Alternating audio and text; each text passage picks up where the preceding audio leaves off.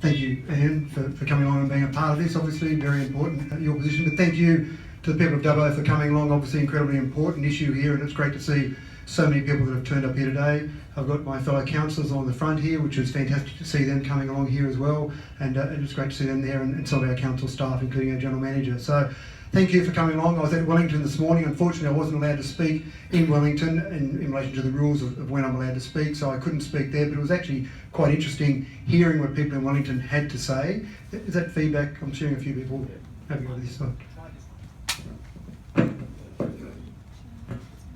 That's still getting feedback. That's a much better microphone, actually. Thank you, Ian. So it was good to hear a lot of people in Wellington what they had to say, and certainly people in Wellington, the rough count that I did, about 29 people spoke. I counted about 4 people who were in favour of amalgamation, and obviously about 25 people who were against amalgamation. So it was fairly clear. I'll be interested to hear what the speakers have to say today in terms of the process there. So Ian did talk about the 11 components that he's got to look at. In my 15 minutes, I really don't have the time to go through and address each of those 11 components. Council will certainly be putting in a submission which addresses those components in detail. So I thought today all I'd really do was look at the main feel from the community that I've had, and certainly from council, as to what our thoughts are about the amalgamation. Now we're basing our opinion on 83% of our community said that they don't want an amalgamation, and that was with either Dubbo and Narromine, Dubbo and Wellington, or Dubbo, Wellington and Narromine. And from a council perspective, we've got 2 unanimous council resolutions to say that we don't want to have an amalgamation. So I'll be speaking along those lines and just giving really the logic about why we're at that opinion, or why we formed that opinion. So the first thing I want to say is that I don't see that in this discussion we're sitting there saying that Wellington is not better than Dubbo. Now Ian Jones, I get on very well with Ian Jones, the Mayor of Wellington. We have lots of discussions, and at no stage does Ian sit there and say Wellington is better than Dubbo. And conversely, I don't sit there and say that Dubbo is better than Wellington. So this isn't about which local government area is better, which one we feel is better in the whole scheme of things. The most important part here that we've really talked about from a Dubbo perspective is that Wellington and Dubbo are simply different local government areas. And what I'll do is I'll go through and show you some data and some facts to illustrate that, but that's really the feel that both Ian and myself have from the 2 different local government areas, and the feel that our community has given us and our councillors have talked about with their people that they would speak with, in terms of the 2 communities just simply being different. Now when you look at the merger proposal was put out by the state government, the one that we've seen that has had a number of errors in it, but let's ignore those for the moment. Let's look at the big picture here. After 4 years of extensive consultation, research and analysis, what the state government came up with was that we should bring together Dubbo and Wellington because they have a common heritage in both agriculture and mining. And we did pick up on this, and we certainly have had some discussions with the state government. Mining was interesting. There are no mines in Dubbo, as we would all know. There is a possibility that Alkane may open a mine in the near future, but at the moment we've got no mine, we've had no mines in Dubbo. I spoke to Ian Jones, I said, when's the last time you had a mine in Wellington? Well, they did have a mine there, but it was back in 1908. And so the common heritage there in mining, we may as well say we've got a common heritage in ships, because many people came to Australia on a ship.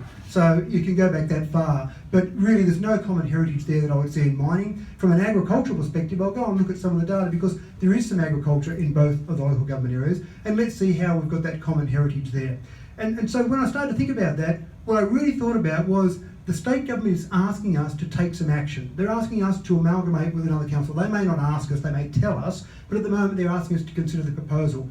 Now, and Ian, from your perspective, from your academic background, Ian's got a PhD, he's got a doctorate. You don't get a doctorate by putting forward no information. You had to do extensive research and analysis before you came up with your doctorate and finally rewarded your PhD.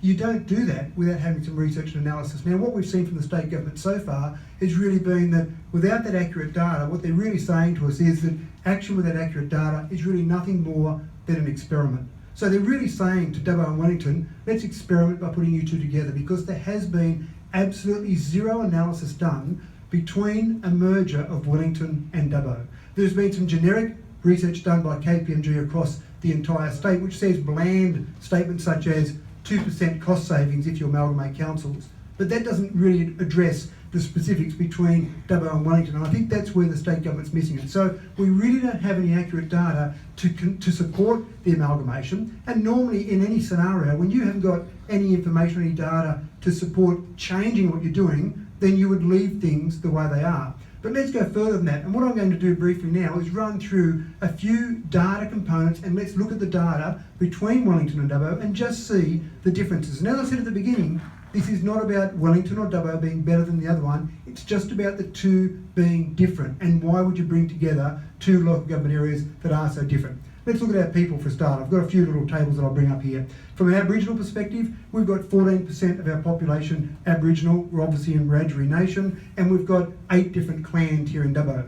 In Wellington, you've got 26% of the population is Aboriginal, and there's only one clan that covers Wellington. So straight away, you've got some differences there. But it was also noted at the meeting this morning in Wellington that there's been no real consultation done with the Aboriginal community, which is disappointing. And expecting the Aboriginal community to log on to a website and register to attend a meeting such as this is not real consultation with the Aboriginal community. So I think that the state government needs to do a bit more if they want to do some consultation with the Aboriginal community there.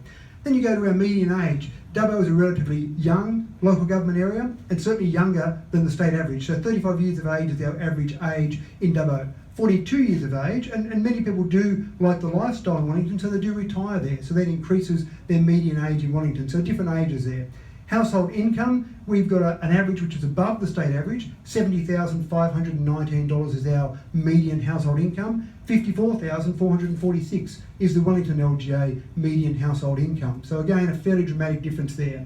Year 12 education, 40% of the people in our local government area have achieved their Year 12 certificate. And that's obviously not including babies, that's going from an adult perspective. These are all ABS data sets from 2011.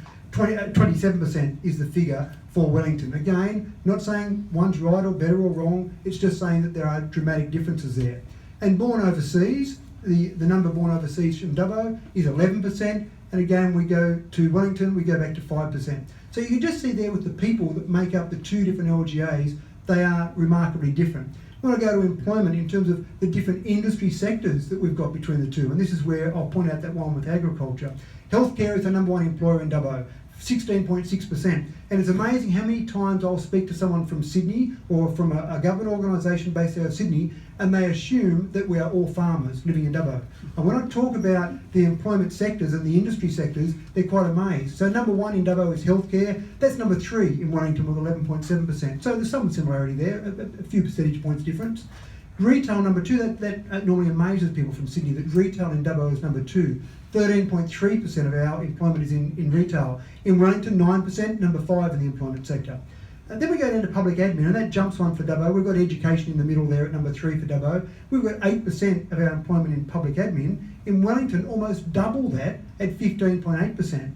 But then the real difference, the one that is so wrong in the merger proposal that we have before us, is that agriculture, 2.8% of the employment in the Dubbo LGA, and this is agriculture and related industries, 2.8%. Number 12 in our employment sector is agriculture. In Wellington, no surprise at all here, it's the number 1 employment sector at 21.7%. So you can see there again just some dramatic differences in that employment sector. Then when you look at the unemployment in the two LGAs, Dubbo's got a very low unemployment, much better than the state average of 3.7%. Wellington is sitting at double that at 7.4%. So some fairly dramatic differences in the employment scenario. Now let's go through and look at our rating assessments. When we look at where we collect our rates from in the two LGAs.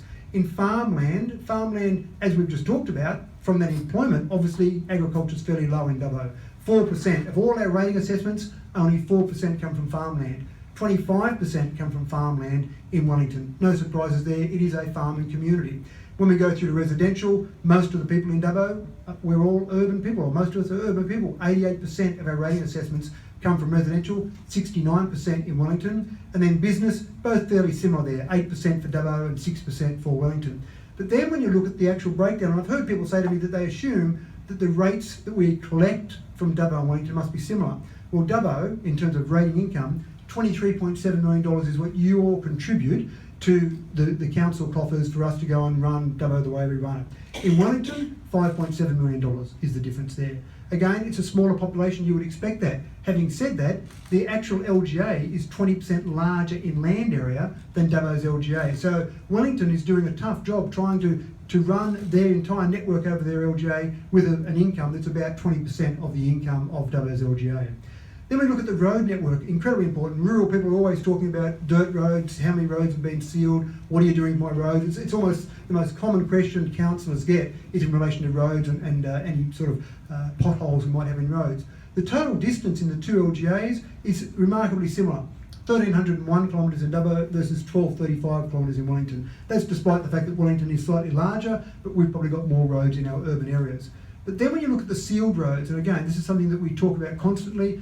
Councillor Greg Moore sitting up here, he talks constantly about the village network, because from next year we've got a 5-year sealing program where all the village roads will be sealed. So that's something that very much is on the mind of councillors that talk to our village residents, for example. We've got 854 of our 1,301 that are actually sealed. In Wellington, they've got 328 kilometres of their road. Obviously, the difference there is in dirt roads.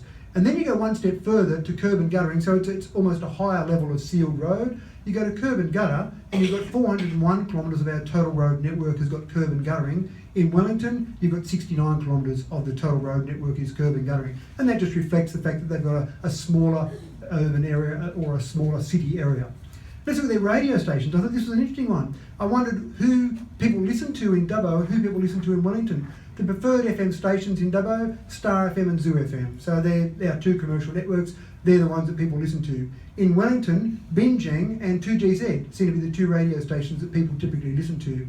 ABC, I've kept ABC separate from the commercial networks. ABC, Western Plains, we tune in 95.9 in Dubbo to listen to ABC. 95.9 doesn't even reach Wellington, so they tune into 549 and listen to Central West ABC. And preferred AM, the preferred AM in Dubbo is obviously 2DU, but in Wellington, it's either 2EL, which is the old 2GZ 1089, or the ABC on 549. And to give you an indication of that, we spoke to the Dubbo radio stations and asked them how much of their revenue they generated from Wellington businesses, because if everyone was listening to a Dubbo radio station in Wellington, we think that businesses would spend money. Last year, 1.14% of the income for Dubbo radio stations, the commercial radio stations, was generated from Wellington businesses. So again, Wellington businesses don't advertise on Dubbo radio stations because they know people don't listen to it. And that goes to that, where is your central point, where is the point that you look to? Because many people in Wellington look to Orange as their central point that they go to. When we look at the councillors that make up the two different local government areas, median ages for the two are both fairly similar, 53 and 55 for the median age. When you look at their occupation or the sort of people that make up the actual councillors, in our 11 councils we have in Dubbo, we've got 8 business people, 8 entrepreneurs on council, we've got 0 farmers. And that kind of makes sense because we've got a very small farming community. When you look at Wellington, you've got 9 elected councillors, and there's 1 vacancy at the moment for 1 retirement, so there's 8 councillors there at the moment. 3 of those people are farmers and 5 of those people are professionals. Some of those people are located in the small villages such as Stewarttown, Eucarina, some of those areas, whereas Dubbo, all of our people are located essentially in Dubbo except for Greg, who's living in one of the villages, and a couple of people who live a few kilometres down the Oakley Road, for example. So you've got very much a central urban area for those councils. When we look at our representation, and this was talked a lot about in Wellington this morning, the loss of representation if we have an amalgamated council. Even if you go for wards, or if you leave it as an open system, you'll probably end up with 1 to maybe 2 councillors in Wellington. But even the representation ratio, at the moment, you've got 3,780 people for every 1 councillor in Dubbo. Most people I know can name a councillor, and someone they know they can go and speak to if they have to. Some can't, but they feel that councillors are open enough to come and talk to. In Wellington, they've got a great ratio, 1 to every 1,006 people. So people in Wellington definitely feel like they've got... Is that my time up? That's your 1 minute to go. Okay, thank you. I heard it. So people in Wellington definitely feel like they've got good representation. Let's very briefly look, I'll just flick through a few other amalgamations. Some people in Wellington feel that their population will be saved by an amalgamation. Let's look at some other quick examples. Grafton, from the time just before amalgamation till the time in 2011, a 10-year time frame, their population went down, as you can see there, 17,380 to 16,597. I've put a few other examples up here. Maclean went down in population. Manila went up in population by about 60 or 70 people. Armidale went down, interestingly enough. It was a fairly large LGA, a fairly large city, and it went down. And of course, Barraba went down as well. So you've got a few examples there. Amalgamating the two, I think, will actually reduce the population of Wellington. I don't think it will increase the population of Wellington. This is one of the things that's been talked about a lot from a financial aspect. This is a graph taken out of the merger document. It shows that Dubbo's operating revenue, effectively the income versus the expenses. So we all balance our own budgets. That's the absolute time up, is it? Yep. Right, yeah. I'll run to the conclusion there, if that's all right, Anne, if you can give me that Go for break, yeah. flexibility. Thank you. This shows, just briefly, Dubbo's LGA increasing its operating ratio so that we're in the black, effectively more money coming in than going out. From the merger document, it shows Wellington's ratio going down. Now, they're saying that amalgamation will solve that, but I have a different opinion to that. For years, we've seen cost shifting. 6.96% of local government income has been shifted from the state government to local government. And so that means in Dubbo's case, that's $11 million we've got to come up with each year to try and prop up the state government cost shifting. That's the reason that graph is going down for Wellington and isn't as attractive as it could be for Dubbo. It's not about amalgamation solving the problem. So, in a very brief conclusion, while Anne's staying there, no common heritage in ag and mining between the two LGAs. We've seen that with the evidence. The employment industry sector for mining wasn't on the graph, and that's for a good reason. There are 19 industry sectors that we have in Dubbo and Wellington, and mining is the last one of those, and that's probably a few people who live in Dubbo and might work in some other mines elsewhere. Absolutely no data to show any savings, and again, as I said to Ian before, how can you make a decision without any data? In fact, the data that we've got shows that there'll be increased costs in running the combined LGA. No reduction in rates for ratepayers. Some farmers in Wellington hope that their rates will go down. I just can't see how that will happen because people expect the level of service that they might have in a Dubbo.